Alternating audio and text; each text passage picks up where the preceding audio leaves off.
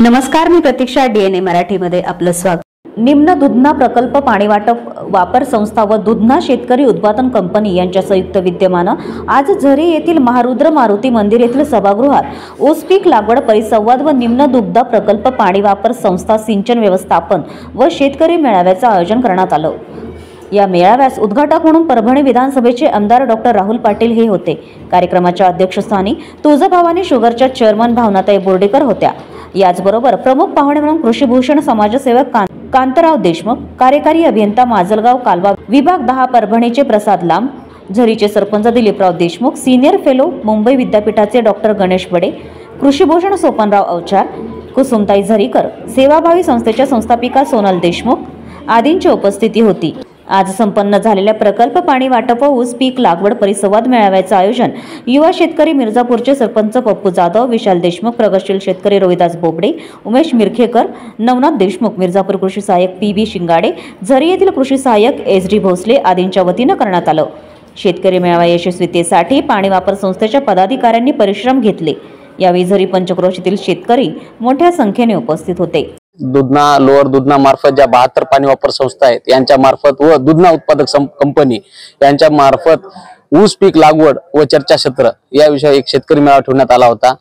त्यानिमित्त आपले आमदार डॉक्टर राहुल पाटील, आपल्या कारखान्याच्या तुळजाभवानी साखर कारखान्याच्या चेअरमन भावनाताई बोर्डीकर, कृषीभूषण कांतराव देशमुख, कृषीभूषण सोपानदादा देशमुख, झरीचे सरपंच दिलीपराव देशमुख, सोनल दीदी देशमुख हे सर्वजण मान्यवर इथे उपस्थित होते. यांनी मोलाचं मार्गदर्शन केलं व पंचकृषीतील झरी मंडळामधील सर्व शेतकऱ्यांसाठी पाणी वापर संस्थेचं नियोजन व पीक पद्धतीमध्ये बदल करून टनेजच्या पिकाकडे वळून थोडी आर्थिक प्रगती कशी साधता येईल, या पारंपरिक पिकाला फाटा देत बाजूला सारून टनेजच्या पिकाकडे वळून जशी आर्थिक प्रगती कशी साधता येईल याविषयी सखोल मार्गदर्शन झालं.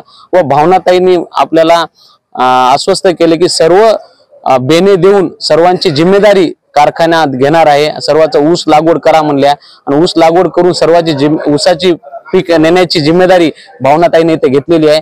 त्याबद्दल सर्व शेतकऱ्यांच्या वतीने तुळजाभवानी साखर कारखान्याचे चेअरमन भावनाताई बोर्डीकर यांचं मी धन्यवाद देतो व कार्यक्रम पूर्ण चांगल्या पद्धतीने पार केला. सर्व शेतकऱ्यांचे आभार व्यक्त करतो. तरी येथे शेतकरी मेळावा आता सध्या पार पडला आहे. विशाल देशमुख, आमचे जाधव यांनी सगळ्यांनी मला आमंत्रण दिलं होतं आणि तुळजाभवानी कारखान्याच्या निमित्ताने मी इथे आज आलेले होते. जे काही शेतकऱ्यांच्या अडचणी असतील त्या दूर करण्याची मी हमी दिलेली आहे आणि त्यांनी जर ऊस लागवड केली तर त्याची ऊस घेऊन जायचं पण हमी कारखान्याने दिलेली आहे. त्यासाठी ज्या काही अडचणी असतील त्यांच्या पाण्याच्या असेल, रस्त्याची असेल, लाईटची असेल, त्यातून माझ्यासोबत आमदार साहेबांनी पण त्याची हमी दिलेली आहे. त्या सगळ्या अडचणी दूर करण्यात येतील. धन्यवाद. प्रतिनिधी बालाजी कांबळे, डीएनए मराठी, परभणी.